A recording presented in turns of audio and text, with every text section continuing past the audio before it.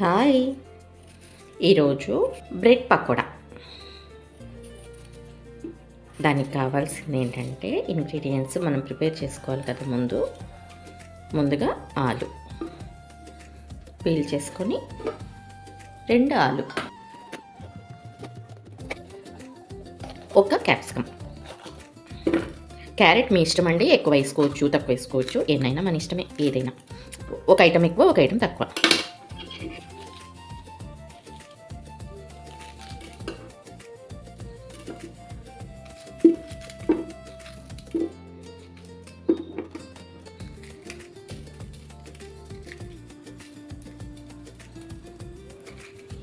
పెద్ద పెద్ద ముక్కలు కోసేసుకోవచ్చు మనం.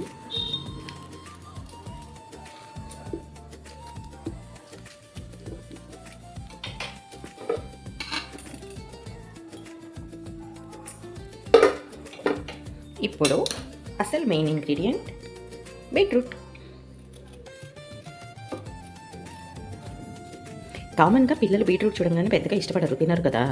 అందుకనే ఇలాంటి వాటిల్లో చేసి పెట్టేస్తే వాళ్ళకి బీట్రూట్ కనిపించదు, శుభ్రంగా తినేస్తారు. అదేంటి అని కూడా తెలియదు వాళ్ళకి.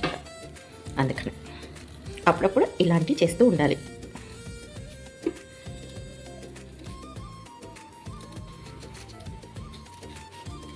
బీట్రూట్ కూడా పెద్ద పెద్ద ముక్కలు కట్ చేసేసుకోవచ్చు.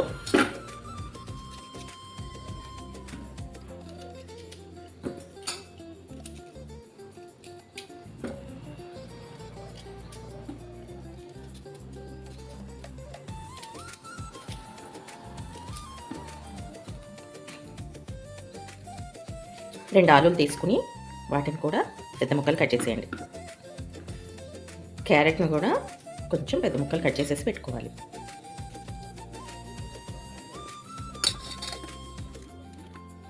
ఓకే, వీటన్నింటినీ ఇప్పుడు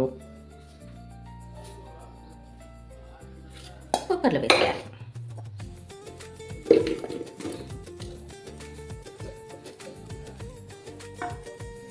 ఒక ½ గ్లాస్ వాటర్ పోసేయండి, జస్ట్ మునిగితే చాలు.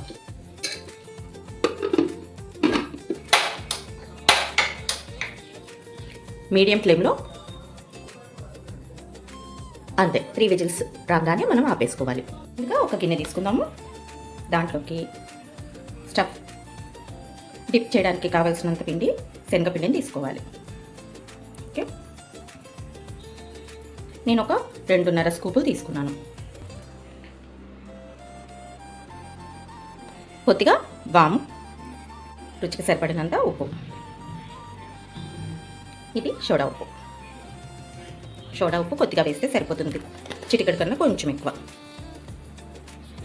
మీకు రంగు కావాలి అనుకుంటే కొంచెం పసుపు వేయండి, లేకపోతే అవసరం లేదు.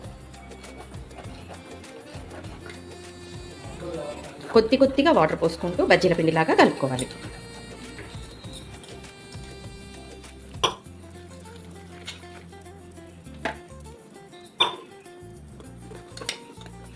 ఇంకా డౌట్గా ఉందనుకోండి, ఒకసారి వేలుని ముంచి చూడండి, కరెక్ట్గా ఇలా చూస్తే మీకు అర్థమైపోతుంది అనమాట. ఇది మందం చాలు అని.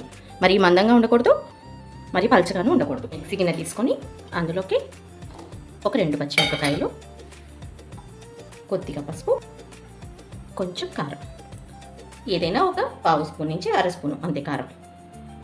ఆల్రెడీ మనం పచ్చిమిర్చి చేసాం కదా, అందుకోసం అనమాట. ఓకే, వీటితో పాటు కొద్దిగా అల్లం వెల్లుల్లి పేస్ట్. వెల్లుల్లి ఇష్టం లేదు అనుకునే వాళ్ళు ఓన్లీ అల్లం ముక్కలు వేసుకున్నా పర్వాలేదు. ఈ మొత్తాన్ని మిక్సీ పట్టాలి. ఇప్పుడు ఈ మొత్తాన్ని పక్కన పెట్టుకోవాలి. ఇప్పుడు ఒక చిన్న కడాయి పెట్టుకొని 1/2 స్పూన్ జీలకర్ర, 1 స్పూన్ ధనియాలు,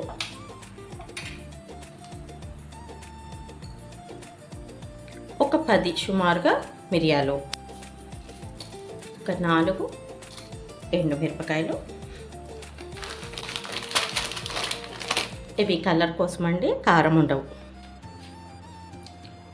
ఒక ½ స్పూన్ సోంపు. వీటితో పాటుగా రుచికి సరిపడినంత ఉప్పు. వీటిని డ్రై రోస్ట్ చేయాలండి. ఇది కొంచెం వేడెక్కిన తర్వాత కొద్దిగా కస్తూరి మెతి. స్టవ్ ఆఫ్ చేసేయండి. ఆ వేడి మీద జస్ట్ వేగితే సరిపోతుంది మొత్తం. ఇది పక్కన పెట్టుకుందాము. ఇది చల్లారిన తర్వాత మిక్సీ పట్టుకోవచ్చు. కళాయి పెట్టేసి ఒక 2 స్పూన్ల నూనె వేయాలి. కొద్దిగా ఆవాలు, కొద్దిగా జీలకర్ర. ఆవాలు చిటపటమనే లోపున ఇవి కూడా వేసేసుకోండి.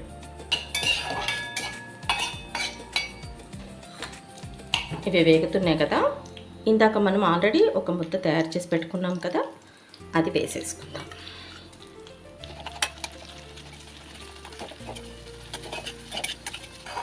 ఇది కొంచెం వేగాక మనం వెజిటబుల్స్ అన్నీ స్మాష్ చేసి పెట్టాం కదా,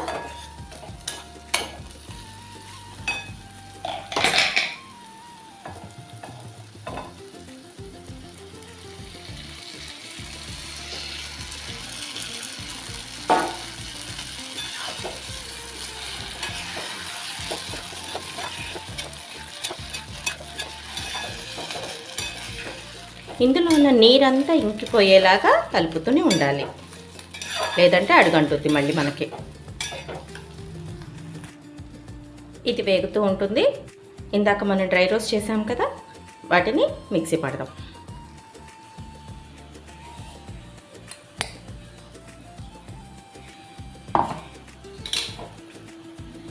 ఇప్పుడు ఈ పౌడర్ని దీంట్లో చల్లేసుకుందాం.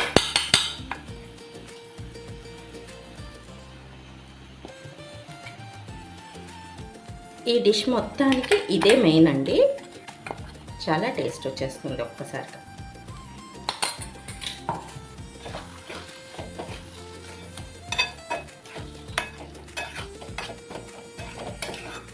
ఇప్పుడే మీరు సాల్ట్ ఎంత తగ్గిందా సరిపోయిందా చూసుకోండి.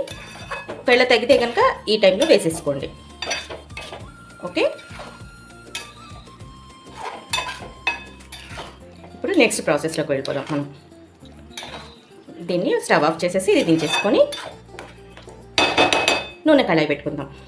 నేను రెడీ చేసుకున్న స్టఫ్ ఉంది కదా, దాన్ని పక్కన పెట్టుకుందాము. అది కొద్దిగా వేడి చల్లారింది. ఇప్పుడు బ్రెడ్ స్లైసులు తీసుకుందాం. ఒక 4 బ్రెడ్ స్లైసులు తీసుకొని పక్కన పెట్టుకుందాము. ఒక దాని మీద ఇప్పుడు మనం రెడీ చేసుకున్న స్టఫ్ ఉంది కదా, దాన్ని కొంచెంగా అప్లై చేద్దాం.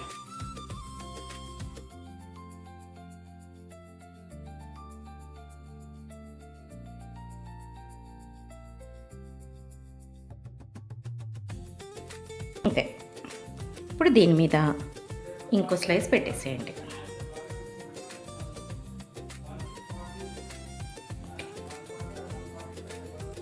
ఓకే, ఇప్పుడు దీన్ని క్రాస్గా కానీ ఇలా కానీ మన ఇష్టం, ఎలాగైనా కట్ చేసుకోవచ్చు. నేను క్రాస్గా కట్ చేస్తున్నాను. జాగ్రత్తగా కట్ చేయండి.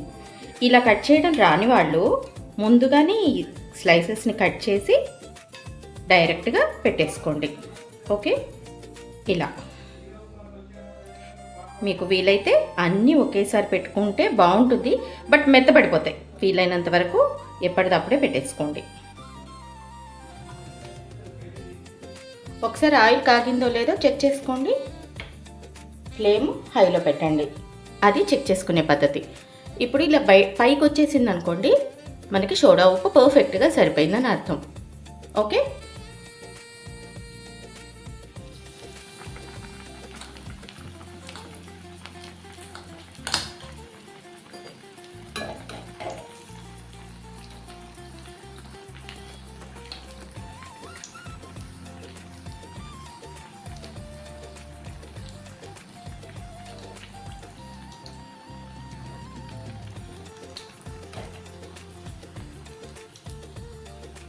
మెల్లగా బ్యాక్కి తిప్పాలి.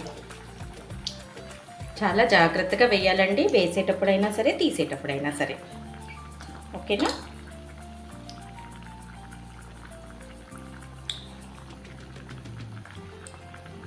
పిండిలో ఇప్పుడు కారం వేయలేదు, కారంతో ఒకటి కూడా వేస్తున్నానండి.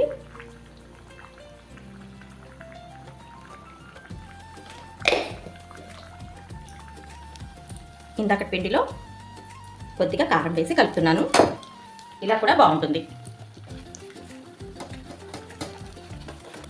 మీకు ఇలా వేయడం రాలేదనుకోండి, వంట వచ్చిన వాళ్ళకైతే వేయడం ఈజీనేనండి, వచ్చేస్తుంది. నేను ఇంకో పద్ధతి కూడా చూపిస్తాను.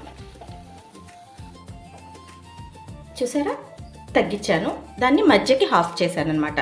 అంత పెద్దగా వేయడం రాని వాళ్ళు ఇలా తగ్గించేసేసి చిన్న పీస్ని వేసుకొని డిప్ చేసేసి అందులో వేసేయడమే, అంతే.